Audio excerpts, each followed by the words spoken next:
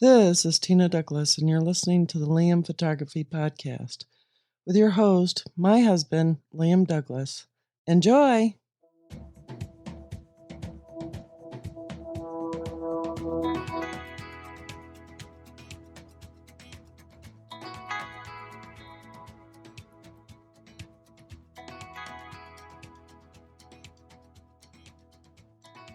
Welcome back to the show, everyone. Liam here, and this is episode 482 of the Liam Photography Podcast for Thanksgiving Day, November 27th, 2025. And I want to take a moment and wish all of my listeners in America a happy Thanksgiving. Be safe, enjoy a great dinner with family and friends, and why not go ahead and watch some of that football. All right, so let's go ahead and get into our news stories for this week. A YouTuber dropped his camera to the bottom of the ocean and recorded a deep sea animal that no one has been able to identify. YouTuber Barney Dillerstone has been dropping underwater cameras all over the Indo-Pacific in search of his goal to find a species which is, quote, new to science. Earlier this year, he dropped his underwater camera rig 200 meters or 656 feet below the surface of the Bali Sea in Indonesia to the seafloor over 2 consecutive nights. The footage he later recovered showed a wide range of little-seen nocturnal marine life, including conger eels, nautilus, moray eels, duck-billed eels, spider crabs, carrier crabs, and several other unusual deep-sea species that typically stay hidden from view. Among these recordings was one sequence that immediately stood out, in which Dillerstone captured an animal that even experts have been unable to classify. The clip, released in late July, shows the moment his bait-rigged camera was sent down after dark to observe what emerges in deep water at night. During the second night of filming, the camera picked up a deep water ray known as a stingery. Stingeries belong to the wider stingray family and are usually found in parts of the Indo-Pacific, especially off eastern Australia, where the common stingery is known to live. But their recognized range does not normally include the waters where Dillerstone was filming. Quote, stingeries aren't really supposed to be in Indonesia, the YouTuber says in the video. Dillerstone explains that the Java stingery is considered extinct, while the Kai stingery has only ever been documented from 2 juvenile specimens caught off eastern Indonesia. Marine biologists he later consulted were also unable to identify the animal and suggested that Dillerstone may have captured footage of a species never recorded in that area before. Quote, so what species is this, he says. Quote, the answer is we have no idea. Perhaps it's a species new to science. It's not every day that you capture a creature that might rewrite part of the regional species record. The oceans account for around 99.5% of Earth's habitable space by volume, and vast areas remain unexplored. Scientists estimate that as many as 2 million species could inhabit the world's oceans, and some estimates suggest the total may be even higher. But according to a report by the World Register of Marine Species in 2023, fewer than 250,000 marine species have been formally identified so far. And I thought this was a really cool story because, I don't know about you, but for me, it would be so exciting to end up photographing an animal that nobody's ever seen before. That's got to be a serious adrenaline rush. And hopefully, because of what he captured, maybe science will look into this a little bit more. They'll figure out what it is and finally give it a species classification and name. That would be totally cool. And he, of course, deserves all the credit for that. Venus Optics has announced an unusual new lens that does a bit of everything. The Laowa 35mm f2.80D tilt shift 0.5 times macro, as its name suggests, tilts, shifts, and focuses very close while promising no distortion. The versatile new lens aims to provide photographers with extensive control over, quote, every line and perspective, end quote. The new lens is designed for full-frame mirrorless cameras, but also works with Fujifilm GFX and Hasselblad XCD medium format camera systems, thanks to its large image circle. This is not uncommon for Venus Optics, which often releases full-frame lenses compatible with medium format systems. As has been the case before, functionality is partially limited on the larger medium format systems. When used on full-frame cameras, the new 35mm f2.80D tilt shift offers plus or minus 10 degrees of tilt, plus or minus 12 millimeters of shift. However, on medium format cameras, while tilt remains the same, the shift is limited to plus or minus 8 millimeters. In either case, the lens's movement enables photographers to better control the plane of focus and correct for perspective distortion. This means photographers can create miniature effects, significantly expand the depth of field, and capture much straighter lines. A lens like this is a boon for architectural photography, allowing the lens to shift up to capture a tall building rather than needing to point the camera up, which creates perspective distortion. The lens is also well suited for panoramic photography as its tilt shift functionality makes stitching much easier. Tilt shift lenses have also found utility in macro photography as the plane of focus control lets photographers capture more of the scene in focus, all else being equal. Laowa's newest lens can focus as close as 22.8 centimeters or just under 9 inches, which is the closest in its class of tilt shift lenses and provides a 1 to 2 macro magnification on a full frame camera. The macro capabilities will be less on medium format thanks to the 0.79 times crop factor. Optically, the lens features 14 elements arranged into 12 groups. Venus Optics notes that the Laowa 35mm f2.80D tilt shift delivers virtually no optical distortion and features an epichromatic design that reduces chromatic aberrations. The lens has a 15-bladed aperture diaphragm with a range of f2.8 to f22. Compared to a typical 35mm prime lens, the new Laowa tilt shift lens is relatively large and heavy. The lens weighs 1,350 grams or nearly 3 pounds and is almost 150 millimeters or 5.9 inches long. The lens accepts 77 millimeter filters. The lens has an integrated Arca Swiss tripod foot, meaning it can be attached to many tripods without an additional plate. The new Laowa 35mm f2.80D tilt shift 0.5 times macro lens is available now for $1,249 US. The lens is available in E, Z, RF, and L mount for full frame cameras and in G, F, and XCD for medium format systems. At the time of this story, the lens is not yet available through B&H, but it should be shortly. And I thought this was an interesting story because I don't know if anybody else currently makes any type of tilt shift lenses for medium format. I could be wrong, don't blast me. I could be wrong on that. But Laowa has been making some very intriguing lenses for quite a few years now. And if you remember, back when I first started shooting my Forgotten Pieces of Georgia series with my GFX 50R medium format, I started out using a Laowa 18mm 0D lens that was really, really good. And then I eventually, when I had the money, I transitioned over to the Fujifilm GF 23mm f4. But that was primarily for other reasons. The Laowa was a great lens, but it did have some issues with ghosting and flaring. The earlier lenses had more problems with that because they hadn't refined all of their lens coatings at that time. Panasonic has announced a firmware update for both the S1 II and the S1 IIe and the S1 R2 that improves video record time significantly while also making adjustments across the board. Panasonic says these changes directly respond to user feedback. Quote, user feedback has played a key role in shaping this update, such as optimized thermal management, addition of MP4 Lite recording option, and UI improvements, Panasonic says. Quote, with support and input from the Lumix community, Panasonic has further refined the shooting and workflow experience. The company remains dedicated to this approach, providing ongoing firmware updates and product enhancements with a commitment to supporting creators and delivering the best tools possible for their craft. The headline feature improvement is thermal control adjustments that allow for all three cameras to see longer record times.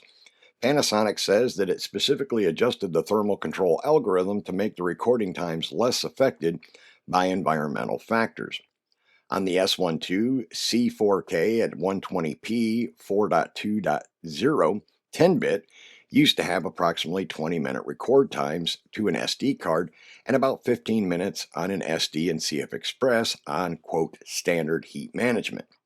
That has been improved to about 30 minutes and about 25 minutes, respectively, with thermal management set to standard and approximately 60 minutes and 30 minutes, respectively, with thermal management set to high.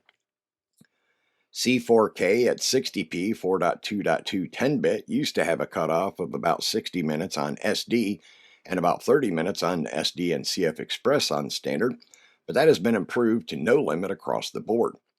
Filmmakers who want to shoot continuously at C4K at 60p will be able to record until a memory card fills or a battery dies, whichever comes first. These new improvements are mirrored on the full HD 60p 4.2.2 10-bit, which now has no recording limits either.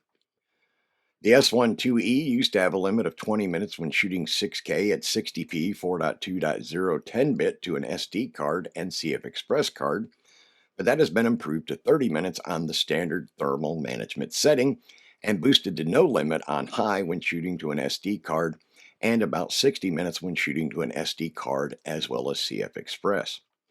There is also no longer any record limit in any thermal management mode when shooting C4K at 60p 4.2.2 10-bit in APS-C crop mode. The biggest changes to thermal management are seen on the S1R2. In 8K 30p 4.2.0 10-bit, the camera used to have a limit of about 20 minutes when recording to an SD card and about 15 minutes when recording to SD card and CF Express. Now, when set to standard, that's been improved to about 25 minutes and 20 minutes respectively, while switching to high setting boosts that to about 50 minutes and 30 minutes respectively.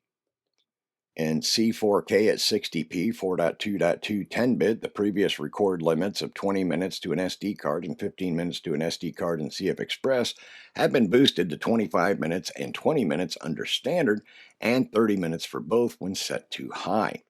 In the C4K at 30p, shooting to an SD card and CF Express card used to have a limit of 30 minutes, but that has been boosted to 50 minutes in standard and no limit in high mode. Finally, in full HD 60p 4.2.2 10-bit, previous limits on an SD card and SD card plus a CF Express card in standard were 20 minutes and 15 minutes, but that has been improved to 25 minutes and 20 minutes respectively. On high, that has been boosted to 30 minutes for both.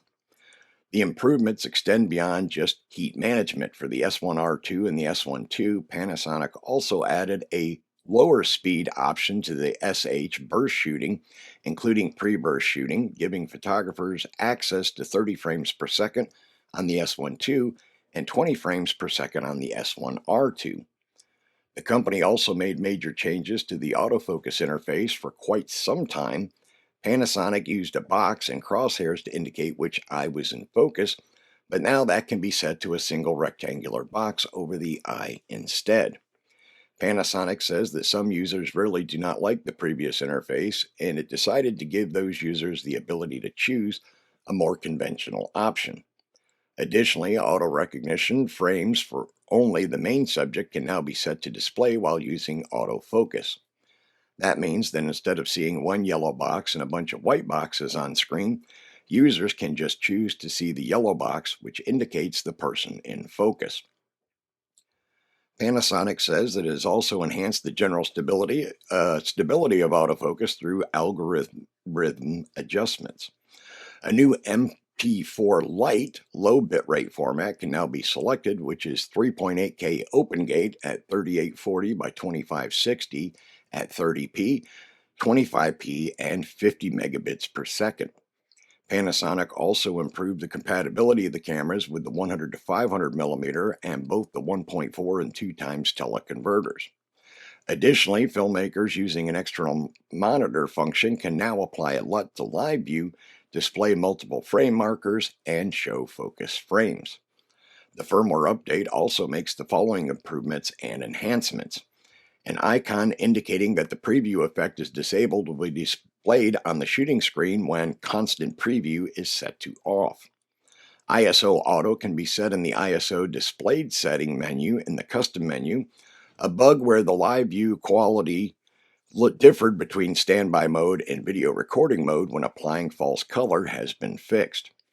Added a 1.6 times display option to the anamorphic D-squeeze display. The base ISO sensitivity can now be visible on the ISO sensitivity setting screen when dual native ISO is set to auto. The default setting for functions registered to the sub video record button has been changed to, quote, no setting in both photo mode and playback mode. The processing time for focus stacking has been improved through algorithm enhancements. A menu that allows you to display the live view with the same quality during both standby and video recording modes has been added to the S12 only.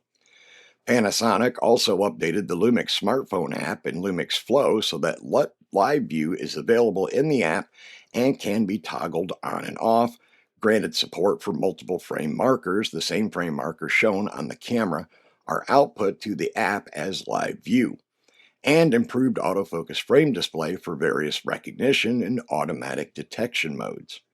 The firmware update is available to download for free starting this week.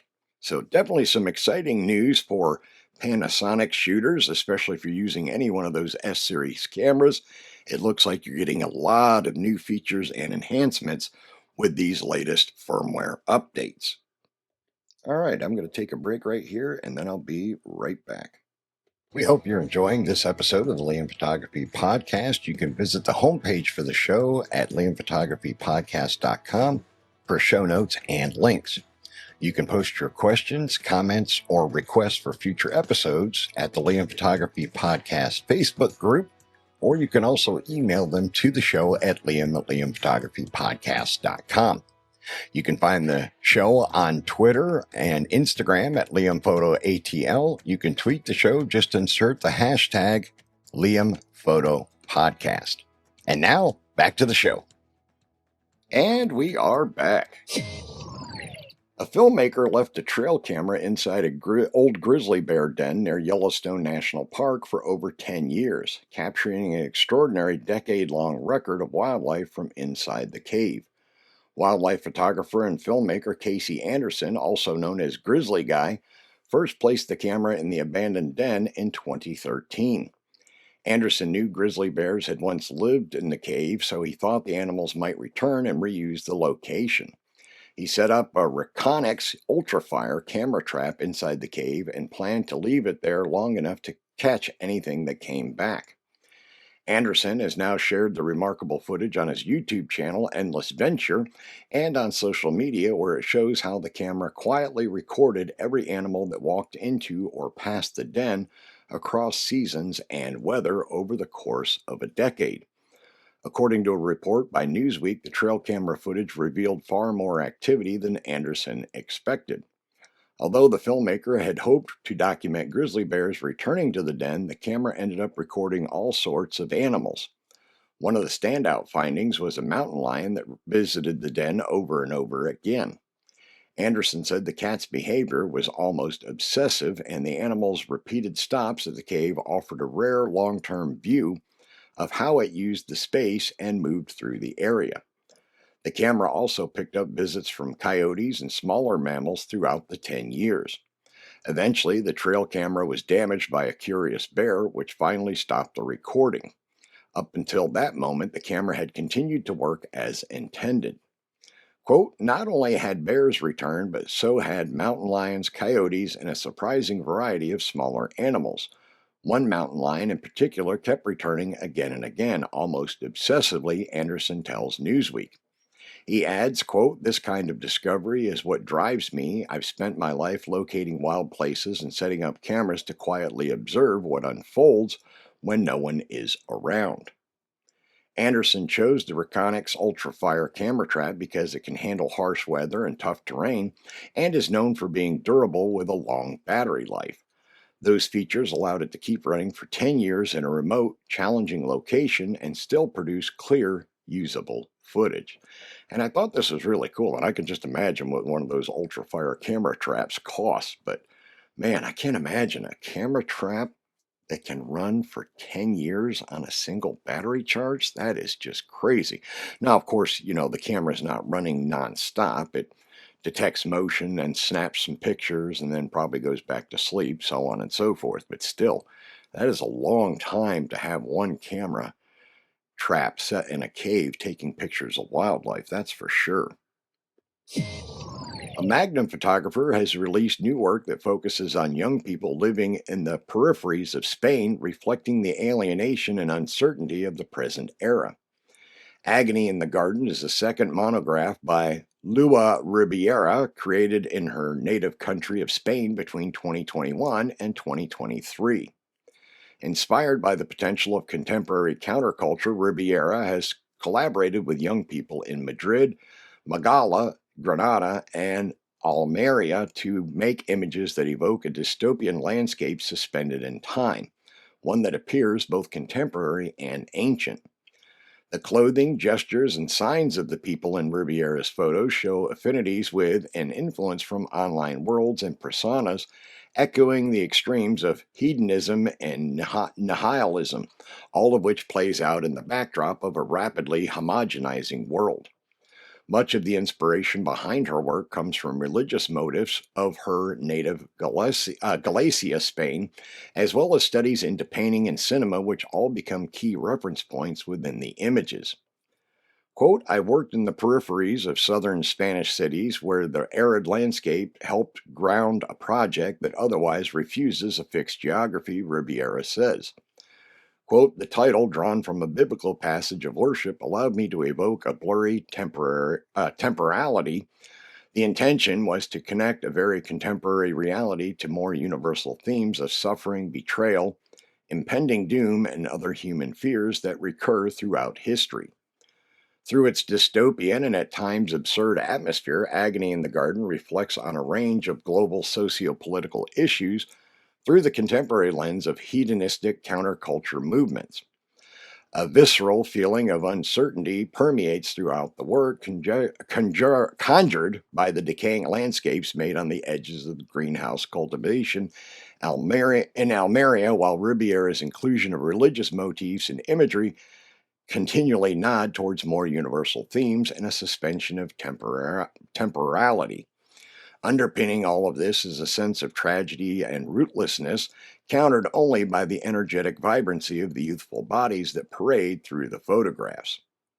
Quote, over the past decade, I've been inspired by the ways younger generations articulate themselves through expressions, images, and gestures that are increasingly global and acutely attuned to the alienation of our times, explains Ribiera. Quote, in a world marked by material excess, digital acceleration, overlapping financial, migratory, and ecological crises, there are certain symbols and aesthetics that echo across geographies, expressing in different ways something about contemporary violence. These movements are often framed as subculture by the media, photojournalism, and conventional documentary practices. Yet it is precisely these frameworks that I seek to resist, choosing instead to read between the lines and accept more complex and fragile narratives. Agony in the Garden was shown as part of a Close Enough New Perspectives for 12 Women Photographers of Magnum, a touring exhibition curated by Charlotte Cotton 2021 through 2026, as well as a solo display in the Museo Lazaro Galdanio, Madrid in 2023. And I thought this was a cool and interesting take. And if you stop by the show notes and click on the link to the original article, you can check out some of her beautiful images for yourself. They are truly, truly amazing. An intriguing conceptual camera made by a group of former DJI engineers will launch on Kickstarter next month. The Rock X, made by Farseer, can be plugged into a DSLR or mirrorless camera as well as working on its own. The company calls it the world's first AI-powered distant view camera, and some of the videos and images Rock X has put out of it are startling. As demonstrated in the image, DSLR or mirrorless camera can be screwed onto the gimbal and the Rock X camera placed on the hot shoe. The Rock X system can then control the camera by swiveling it around to track subjects. Quote, Farseer focuses on smart imaging robots and has launched the world's first AI birdwatching camera pan tilt unit, the company says. Quote, the team members are mostly from DJI and have gathered senior engineers specializing in AI algorithms, structural design, hardware design, software design, and system quality. The Rock X camera, which has a 6-hour battery life, has a 1/2.8-inch sensor and an ISO range of 100 to 12,800. It can take 4K photos in 1080p and record 4K video at 30 frames per second and 1080p videos at 60 frames per second. Its aperture range is just f2.8 to f3.2, and the zoom capacity is 50 times, with the focal length ranging from 35 millimeters to 1,750 millimeters. It's not clear how much of that is optical zoom and how much is digital zoom. As well as the Rock X gimbal, the Rock X handle mounts the camera in a similar way to the DJI Osmo Pocket. Farseer does not mention that some of his staff worked on the Osmo Pocket. The handle also has auto tracking and auto framing capabilities. Both the gimbal and the handle have a 2-axis stabilization and weigh in at 2.2 pounds and 1.1 pounds respectively. Digital Camera World reports that a Kickstarter for the Rock X camera system will start in December. The camera by itself will reportedly cost $199, with the handle $299, and the Rock X camera with the gimbal will be $699. That Rock X is said to be made up of former DJI engineers is interesting. The drone company is facing a looming ban in the United States. Drone XL notes that DJI has been hemorrhaging talent from its U.S. operations, and those same people were bound to start engineering competing projects. And I thought this was interesting, and it's definitely something I might have to check out down the road, just because it might be a cool way to get some new interesting shots from different perspectives and with different capabilities. So definitely something I'm going to be following as it goes forward. Remember to check out the Liam Photography Podcast Facebook group. It is a private group, and you must answer a security question to join, which is the name of the host of the show, myself, Liam. And I've also opened it up to allow you to give the name of a previous guest on the show to show that you're a listener. Once you are in the group, you are free to post your own original work. Additionally, I am the admin of the Fujifilm GFX 50R group, which is the largest group for the 50R on Facebook. If you own or plan to own the 50R, you can request to join that group. You can find my work at liamphotography.net and follow me on Instagram, Facebook, and Twitter at liamphotoatl. If you like abandoned buildings and history, you can find my project at forgottenpiecesofgeorgia.com. All right, that is going to wrap up episode 482 of the Liam Photography Podcast for Thanksgiving 2025. I want to thank all of my listeners once again for subscribing, rating, and reviewing us in Apple Podcasts and anywhere else you might be getting your podcast. If you're not currently a subscriber, why not? It doesn't cost you anything but a second of your time to smash that subscribe button, so do it now, please, as well as sharing the show out on social media and elsewhere with all of your photography friends and ask them to give it a subscribe and a listen. I also wanted to remind you to stop by the Liam Photography YouTube channel, subscribe to the channel, turn on notifications, check out my most recent videos, some really good full-length videos on there with some good reviews and other content, and more will be coming every Sunday. That's when I release the new episodes of my YouTube channel, and of course this show is every Thursday. So definitely lots of content for you to check out and enjoy, and also make sure you get in your entry to win in my 50,000 plus subscriber giveaway, where you have a chance to win a brand new Platypod Delta flat tripod from the good folks at Platypod. Now, they don't sponsor the contest. This is something that I bought and I'm giving away myself. So I just wanted to let you know that for full transparency. All right, that is it, everybody. And I will see you all again next Thursday.